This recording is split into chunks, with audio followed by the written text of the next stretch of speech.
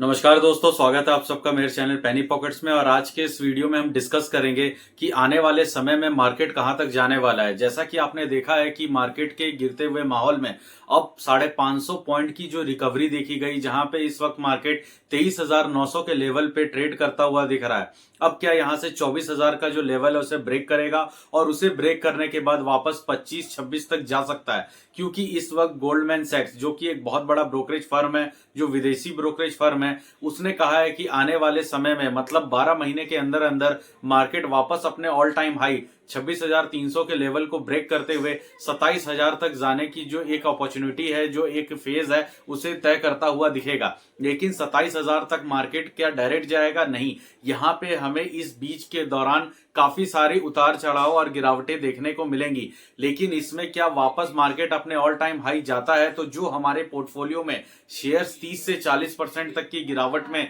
हम देख रहे हैं, क्या ये गिरावट वापस रिकवर होगा? देखिए, यहां समझने की बात है कि मार्केट इस वक्त अपने ऑल टाइम हाई 26,300 के लेवल से 10 से 11% तक टूट चुका था, जहां पे 23,200 के लेवल तक का मार्केट टूट के दिखा था। वहां से 500 पॉइंट की रिकवरी और छोटे मोटे और रिकवरीज के साथ इस समय 23,900 के लेवल पे ट्रेड करता हुआ मार्केट, ये आपको इंडिकेट कर रहा होगा कि मार्केट के अंदर एक ही दिन में 2.25% की जो अपसाइड मूवमेंट देखने को मिला और अभी तक का 3% से ऊपर का जो एक रिकवरी देखने को मिला है।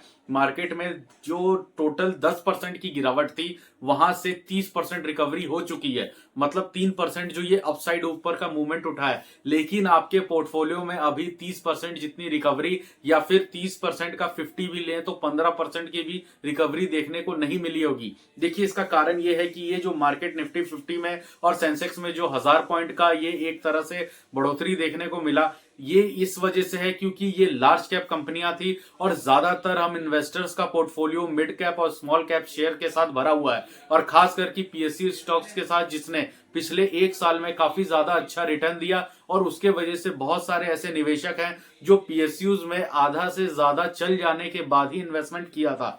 इस वजह से क्या हुआ है कि पीएसयू स्टॉक्स अभी भी वो रिकवरी नहीं दिखा पाए हैं जो कि उन्हें पहले दिखानी चाहिए थी, और मार्केट की इस तरह से अपसाइड मूवमेंट में भी ये पीएसयू स्टॉक्स अभी वो रिकवरी नहीं बना पाए हैं, जिसके वजह से पोर्टफोलियो में जो नुकसान हो रहा है। देखिए, आने वाले समय में क्या सर्कमस्टांसेस होने वाले हैं, आगे हमारे पोर्टफोलियो को क्या चीजें फेस करनी पड़ेंगी, ये समझिए। देखिए, कभी भी कोई देश की इकोनॉमी सही चलती है तभी उसका शेयर मार्केट सही चलता है। मार्केट में करेक्शन दो तरीके से होते हैं, या तो इकोनॉमी आपकी खराब चल रही हो या फिर मार्केट खुद ही एक हेल्दी करेक्शन की तरफ हो। और यहाँ पे सबसे अच्छी बात यह है कि देश की इकोनॉमी इस वक्त बहुत ही अच्छे पोजीशन पे है। देश का जो इन्फ्लेशन रेट है उसके हिसाब से जीडीपी रेट दोनों का इक्विवेलेंट बराबर चल रहा है। और सबसे अच्छी बात यह है कि हमारे मार्केट के गिरने का जो कारण है वो एक हेल्दी करेक्शन है, क्योंकि मार्केट ऑलरेडी पिछले 2 साल में इतनी अच्छी मूवमेंट दिखा चुका है और पिछले एक साल में 30% से ज्यादा का रिटर्न दे चुका था।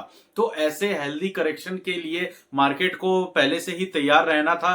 लेकिन आप ये चीज समझिए कि आने वाला जो समय है उसमें क्या प्रोजेक्शन हो सकता है। देखिए, इस समय देश की जो आर्थिक स्थिति है वो तो ठीक है, लेकिन राजनीतिक स्थिति कैसी है? देखिए, राजनीतिक स्थिति भी बहुत ज्यादा निर्भर करती है एक देश के डेवलपमेंट में, ताकि अगर वहां का पॉलिटिकल सिचुएशन अगर मजबूत होगा तो वहां इन्वेस्टमेंट्स ज्यादा आएंगी। और सिर्फ हमारे देश के नहीं, इस वक्त ग्लोबलाइजेशन का जमाना है और सारे इंटरकॉन्टिनेंटल देश जितने हैं आपस में एक दूसरे से इंटरलॉक करके चल रहे हैं। तो इस वक्त इंडिया में अगर 2029 तक की बात की जाए तो ये एक स्टेबल गवर्नमेंट है जिसमें डेवलपमेंट का काम काफी ज्यादा तेजी से चलने वाला है। वहीं अगर इंडिया के पार्टनर्स के बारे में देखा जाए तो अगर हम बगल में चाइना को देखते हैं तो वहां पे ऐसा कोई पॉलिटिकल अगर व्यू नहीं है, लेकिन वहां के जो प्रेसिडेंट है उन्हें भी लाइफ टाइम तक वो अपने जो पोस्ट है उस पर रहेंगे। वैसे ही इंडिया का अगर फ्रेंड को देखा जाए जो कि रशिया है, वहां पे भी जो उनका प्रेसिडेंट है वो भी लाइफ टाइम तक रहेंगे, पुतिन है।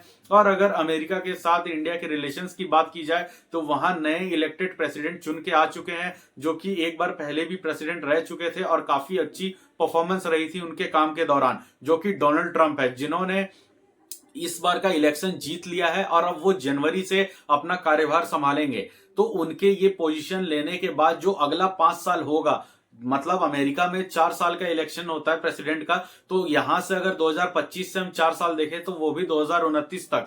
तो आगे आने वाले जो 5 साल है, जो 4 साल है हमारे, वो कैसा रहने वाला है, जबकि इंडिया में एक स्टेबल गवर्नमेंट है, चाइना जो कि एक दूसरा बड़ा कंट्री है वहां पे स्टेबल गवर्नमेंट है। यहाँ एक अच्छी बात ये भी है कि अमेरिका में एक ऐसी स्टेबल गवर्नमेंट फॉर्म हुई है जिनका लीडर का ज्यादातर बिजनेस में ही पर्सपेक्टिव अच्छा रहा है। मतलब आने वाले समय में ये जितने यूक्रेन रशिया के वॉर, ईरान और इजराइल का जो ये वॉर है, इनको वो ज्यादा मतलब नाटो की तरफ से ज्यादा उसको प्रोत्साहन नहीं देंगे और वो चाहते हैं कि ये वॉर्स बंद हो और आने वाले समय में हम सब अपने फाइनेंशियल कंडीशंस को सुधारे, क्योंकि इस समय अमेरिका के ऊपर भी डेब्ट सबसे ज्यादा है, वहां इन्फ्लेशन रेट सबसे ज्यादा हाई है, अनएम्प्लॉयमेंट हर दुनिया में हर जगह होने वाली है और अमेरिका में हो रही है। क्योंकि एक चीज आप ध्यान दीजिए कि टेक्नोलॉजी जितनी ज्यादा बढ़ती जाएगी आपके सर्विसेज उतने इजी होते जाएंगे और सर्विसेज जितनी इजी और रिलायबल होती जाएगी आपका जो मैनुअल वर्क है वो और कम होता रहेगा। और मैनुअल वर्क में आता है फिजिकल एक्टिव इनकम, जहां पे एक्टिविटी जो एम्प्लॉयज होते हैं वो काम करते हैं। आज के समय में हर कंपनी अपने यहां से एम्प्लॉयज कम करना चाहती है, वो टेक्नोलॉजी बेस्ड होना चाह रही है, तो आने वाले समय में वैसे भी एम्प्लॉयमेंट की दिक्कत रहेगी। इस चीज से सिर्फ इंडिया ही नहीं अमेरिका तक परेशान है और वहां पे अनएम्प्लॉयमेंट की सिचुएशन काफी ज्यादा बढ़ रही है। आपने ये न्यूज में देखा ही होगा कि एलन मस्क और डोनाल्ड ट्रंप मिलके अपने ही सरकारी विभाग में कई ऐसे पद है जहां से 500 ऑफिसर्स को कम करना चाहते हैं, जिससे उनका 1.2 बिलियन जितना अमाउंट एज अ सैलरी वो हर साल बचे। तो जब इतनी बड़ी गवर्नमेंट, इतनी बड़ी देश के लोग ये चीजों पे ध्यान दे रहे हैं तो ऑब्वियस सी बात है कि और कंट्रीज पे इसका इंपैक्ट पड़ेगा। और जैसे जैसे टेक्नोलॉजी हाई होती जाएगी इस फील्ड में कंपटीशन और ज्यादा बढ़ेगा और सबसे ज्यादा रिलायबल वो होंगे जो गुड्स एंड प्रोडक्ट्स बेचते हैं, क्योंकि जितनी ज्यादा मार्केटिंग, ग्लोबलाइजेशन और सेलिंग्स होंगी मार्केट में, जितनी ज्यादा कंजप्शन बढ़ेगी, कंजप्शन ही वॉल्यूम को इंप्रेस करेगा और वहां पे सेल्स और रेवेन्यू बढ़ेगा और आफ्टर द रेवेन्यू प्रॉफिट होगा। तो इसी चीज पे आने वाला जो वॉर है वो ना तो वेपन्स का होने वाला है और ना ही किसी देश को लैंड एक्विजिशन का होने वाला है। आने वाला वॉर फाइनेंशियल वॉर होगा। जिस देश के पास जितना ज्यादा एसेट्स होंगे, जितनी ज्यादा पैसे होंगे, जितनी ज्यादा करेंसी होगी और जितने ज्यादा उनके पास जो गोल्ड और सिल्वर की स्टॉक होगा वही सबसे ज्यादा रिलायबल और सबसे ज्यादा पावरफुल। दोस्तों इन सारी इंफॉर्मेशन से ये पता चलता है कि आने वाले 5 साल इंडिया के लिए काफी ज्यादा क्रूशियल होने वाले हैं, जिसमें मार्केट को हम कई बार उठते हुए गिरते हुए देखेंगे। लेकिन जिस किसी ने भी लॉन्ग टर्म का पर्सपेक्टिव रख के अच्छे फंडामेंटल स्टॉक्स के साथ अगर आप होल्ड करके चलते हैं तो आने वाले समय में आपको उसका बेनिफिट ही देखने को मिलेगा, जो कि ऑब्वियस सी बात है। अगर आप आज किसी भी फंडामेंटल स्टॉक्स को उठा के देखें, चाहे वो टाटा मोटर्स हो, टाटा पावर हो, IRFC हो या फिर किसी भी फील्ड से जुड़ा हुआ या टाटा स्टील हो, अगर आपने 3 साल पहले निवेश किया है तो आज उसका प्राइस हाई है और अभी डिस्काउंट के बाद भी वो प्राइस आपके 2 साल पहले के प्राइस से काफी ज्यादा ऊपर है। तो मतलब इसका सारा निष्कर्ष ये निकलता है कि आप मार्केट में जितनी जल्दी, जितने पहले और जितना अच्छे तरीके से निवेश करते हैं उतना ही आपको लॉन्ग टर्म में फायदा होता है।